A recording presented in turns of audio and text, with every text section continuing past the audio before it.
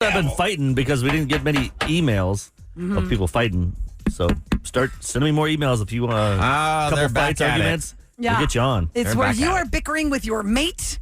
And it's not like a devastating reason, like he cheated or she cheated and they said they did it. No, it's not that deep.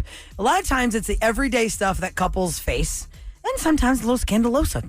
But, Well, let's bring Tiffany and Scott into the courtroom. Yeah, you got to both be on to do couples court. It can't just be one-sided, and then me, Ryan, and Eric will tell you what to do with your life. It's three of us, so it can't be a tie. The only time we have power in a relationship is someone else's. It's yours. Not our own. Nope. Tiffany and Scott are going to join us now. Good morning, guys. Hi. Hey, guys. So, Tiffany, you're the one that messaged us. So we're going to let you take the stand first in couples court. This one could be awkward, I think. We've been married for 17 years, and it's been really great, like happily. We have 2 kids. It's a really great life. But my husband, Scott, and I were cleaning our attic last weekend, and he found an old answering machine from 20 years ago, back when we were dating. And we started listening to the old messages from his parents, like college roommates. It was really fun, like total blast from the past. And then my voice came on, and I, had left this message.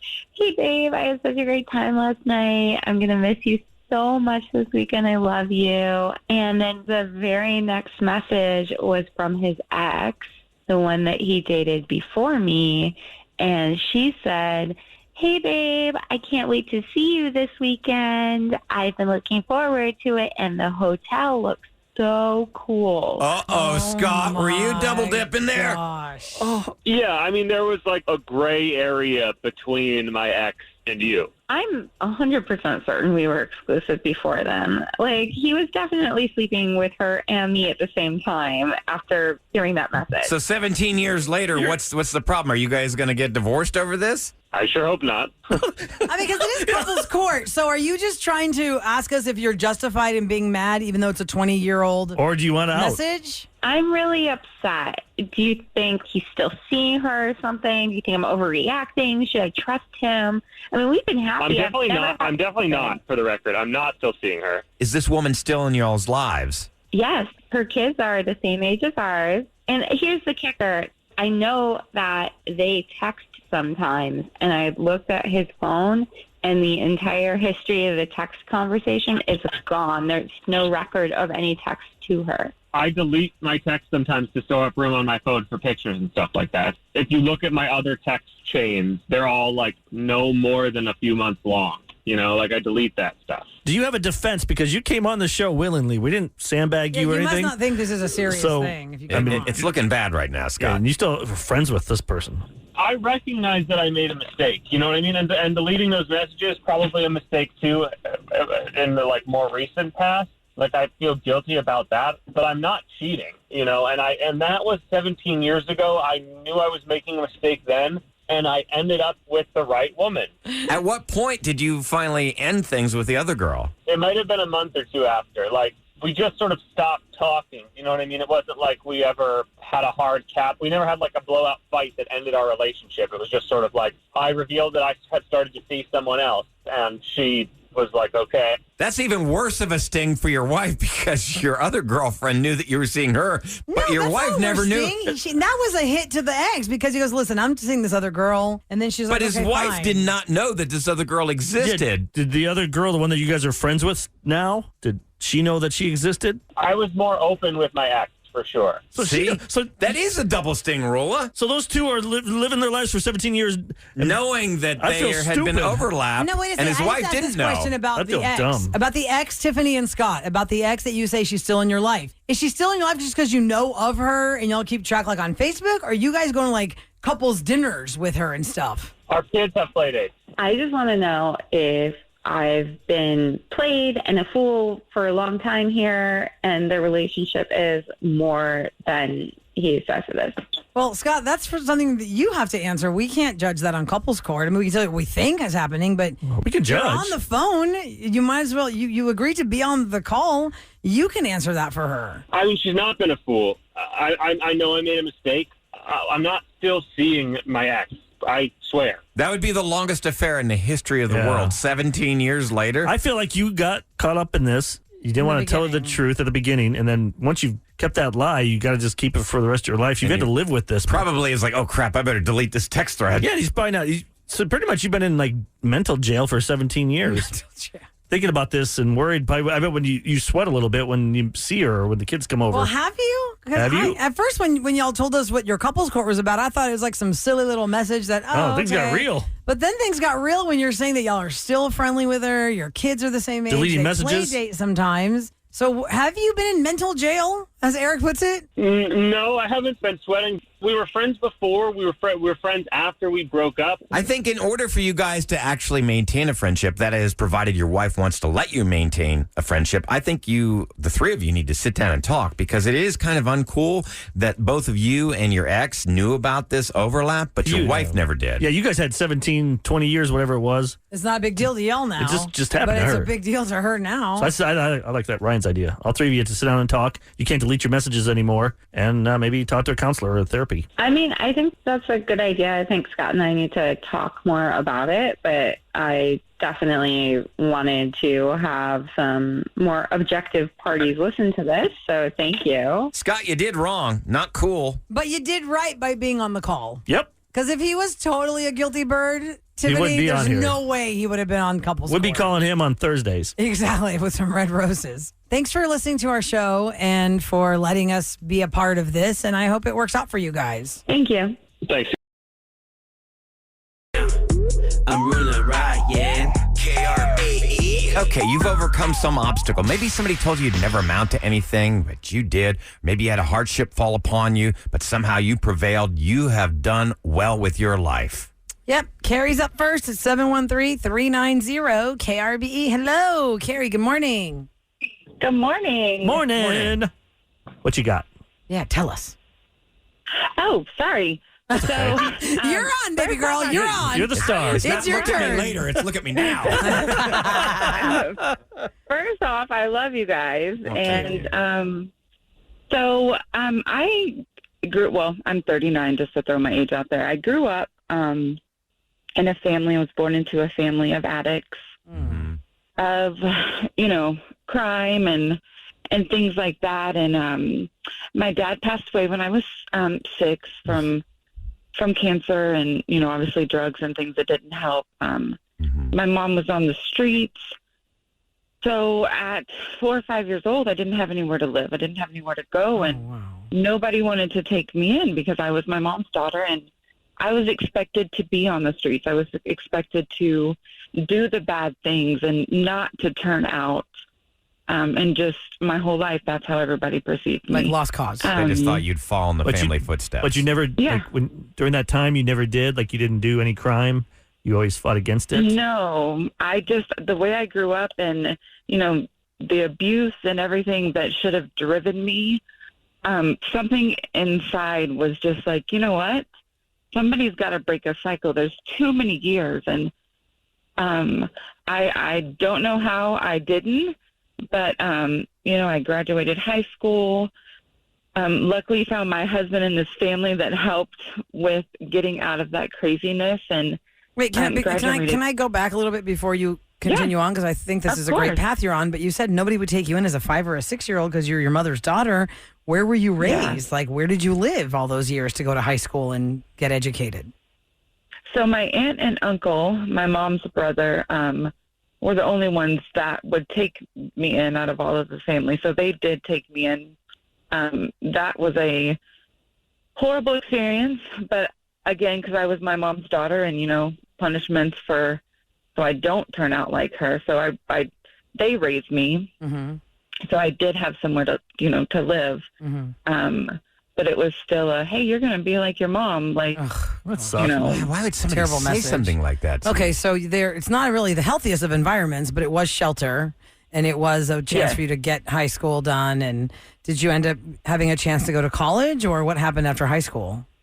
I did after high school. Right after high school, I met my husband on AOL. It's been that long. A chat room. Yeah, I know. His family took me in.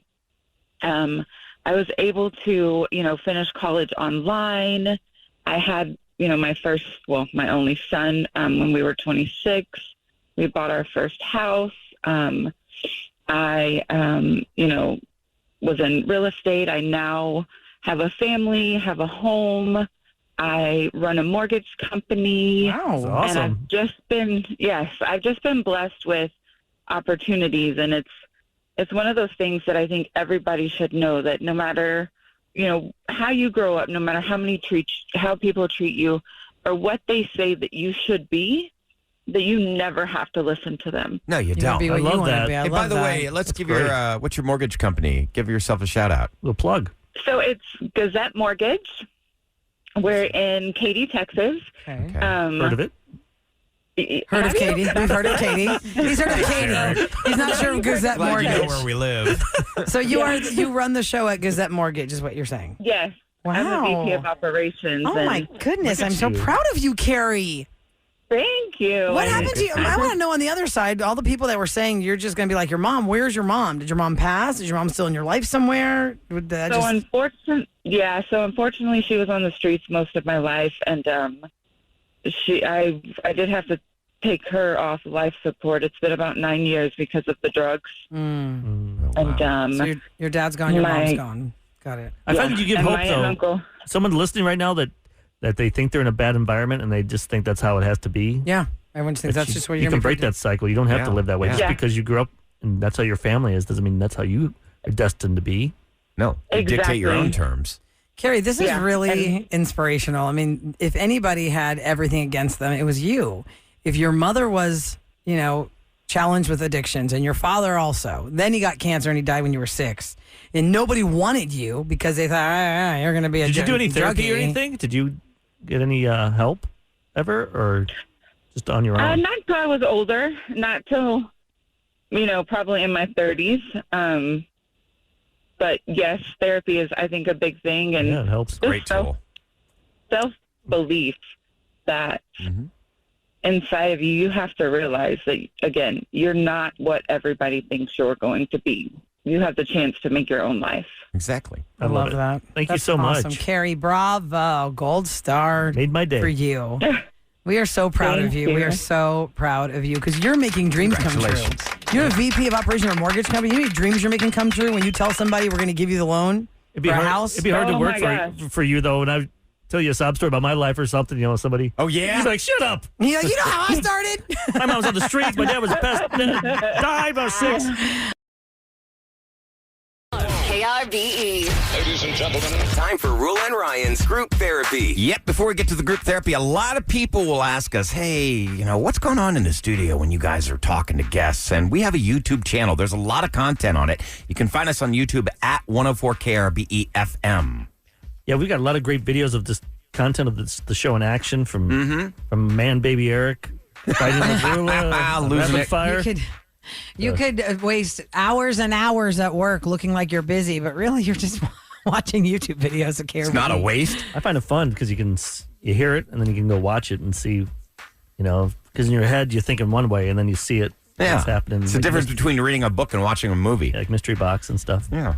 Well, y'all can also go to krbe.com to get in contact with our show if you want to be part of the show because you need some advice on something. Like Sandra reached out to us, so we'll welcome her now and find out what it's all about in detail. Good morning, Sandra. Good morning. Hey, Morning. Sandra. Yeah. So, what is your problem here this morning? What's going on You've today? been What's texting us all happening with morning. you? My son, he's 14, he has been invited to a college themed party. One of his friends is having this party. And there's not going to be any alcohol because, like I said, he's 14. Well, then that's already not realistic. Yeah. That's what I'm thinking. Well, my concern here with the college theme, they are going to be playing games like beer pong. They're gambling on college football all day. And there's going to be boys and girls there. 14-year-olds playing beer pong? Well, I don't think you're Well- alone in having a problem with that. But you can do that. You said they're not playing with alcohol, And you though. can play those games at those establishments that you win tickets and stuff for to buy things. They have a beer pong game. like at a Chuck E. Cheese or something? Not Chucky, but there's another place. I don't want to name the name. I played it with my kids. I was thinking, this is odd. Beer pong, I thought you were supposed to drink that. You bounce the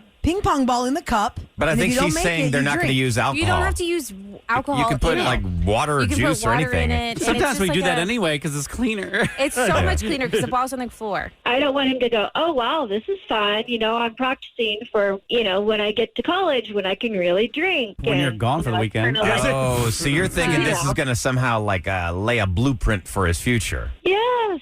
I don't want to plant that seed in his head that, hey, this is just how it goes when you get to college.